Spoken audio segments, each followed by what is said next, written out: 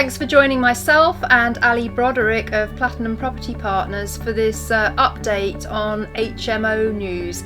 And Ali, just tell us about your role at PPP, because you cover quite a lot of the support aspects for the franchise partners, don't you? Yeah, so I head the planning team, which covers more than just planning actually. So we cover planning permission, HMO licensing, building regulations advice and restrictive covenant advice for franchise partners once they've joined Platinum Property Partners. Fantastic. Now, what's new in the world of HMOs? Not a great deal in terms of the planning side.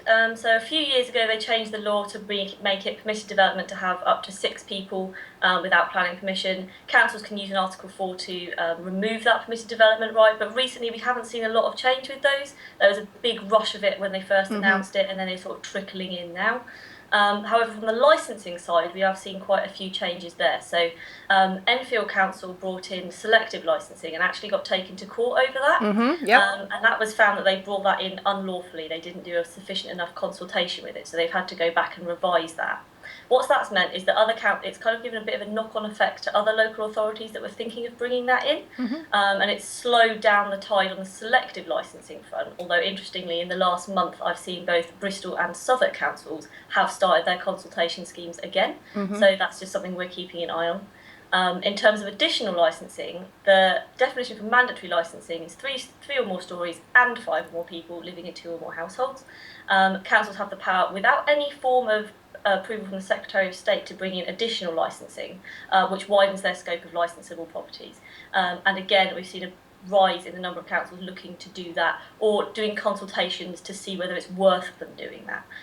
What that means in practice is that more HMOs will need a licence. So rather than just the 3-storey HMOs, HMOs of two or more stories, or even down to 1 story in Oxford, as long as it's got more than 3 people living in it, your HMO will need a licence in the Oxford area. Councils really can choose whatever definition they want to what will need a licence. So then the impacts on landlords for that, apart from the practicalities of having to make sure you've met all the licensing standards, is obviously the cost of applying, because there's quite harsh financial penalties if you don't. So it's getting everything together, liaising with your HMO officer and making sure that you've met all the standards to get the licence that you need. I was just going to mention that, Ali. Would you say that the best way is to make contact with the local HMO officer and actually ask their advice, because they're there to help, aren't they? They are there to help, exactly, and they should have published standards for you to find. So sometimes they're pretty tricky to navigate council websites, so it is easy to just give them a call. But I think a starting point is always to try and get a hold of their written standards, because it's those that they will test you against when they come to look at your licence. So there's 2 aspects of granting a licence. They look at the physical property and has it met standards such as room size requirements, kitchen facilities, bathroom facilities, that sort of thing. They should all be published on a council website, and they do vary council to council. So if you have properties under multiple boroughs, don't assume that it's the same in different areas. The other thing they check you on is what's known as Housing Health and Safety Rating System. HSRS, and that's 29 points of risk basically. So that's more property specific. But it's definitely worth getting in contact with your HM officer, just because if you're going to be licensable anyway, you're going to have to deal with them anyway. You might as well get in contact ahead of time so that before they come and do the visit, you're much more likely to pass because you've met everything that they already require from you. And other things you can find out in terms of the HHSRS stuff. What specifically are they going to be looking at, and how harshly are they interpreting the rules? So, for example, with risk of falling, if you've got a stair set, how many stairs do they want you to have a banister with? Little things like that. If you just speak to them ahead of time, it speeds up the actual process of getting your licence granted. Very good advice. You mentioned permitted development. There was some talk that the government was going to withdraw this. What's the status of that now?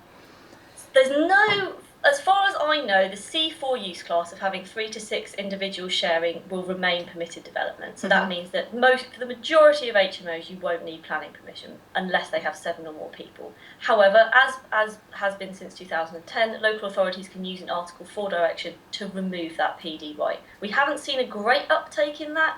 There's a few councils I'm watching at the minute, down in Falmouth. That area they're looking at bringing one in Durham, but they've been consulting for a few years now, so we're just kind of waiting for that to actually be formalised. Otherwise, the majority of student towns already have them. the problem areas seem to be covered by that. I'm not seeing a decrease in the number of Article 4 directions, so we thought there might be a start of, in our area, so Platinum's based down in Bournemouth, we have an area-wide Article 4 direction. The council have put a lot of effort into approving student-specific housing schemes, so there's big blocks of flats just for students, which is pulling students out of the HMO areas. We thought that might lead to them shrinking the size of the Article 4, because obviously there's less concentration of HMOs. That hasn't happened, but we'll wait and see with that, because councils don't really make money with HMO Article 4 directions. Applications are free underneath those, so it takes up staff time, which they don't have a lot of. So we might see in the future that they start to be loosened, but I don't think that's going to happen anytime soon, unfortunately. Just to finish, we may have a number of newbies and prospective HMO landlords watching this. Could you just remind us what Article 4 is? What does it mean?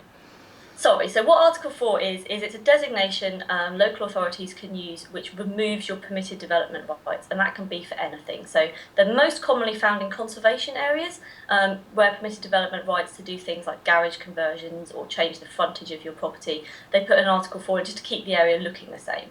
When they changed the law in 2010 to make this new HMO use class, they've kind of shoehorned Article 4 to manage that as well. So what an Article 4 does in that sense, it can be any size, from the whole borough right down to just one street, and it removes your permitted development right to have up to 6 people sharing the property. So therefore you need planning permission in those areas if your house meets those criteria. Oh, that's very helpful, thank you. So really, is the point of Article 4 to stop towns and cities being overtaken with HMOs? Is it a way for the local council to manage how many there are? Yes, in a nutshell. Yeah. It's basically trying to avoid a studentification of certain areas of a town is usually the reason, yeah. Awesome. So anything else we need to know about HMOs? Are PPP having thoughts about dealing with the tax changes for HMO landlords?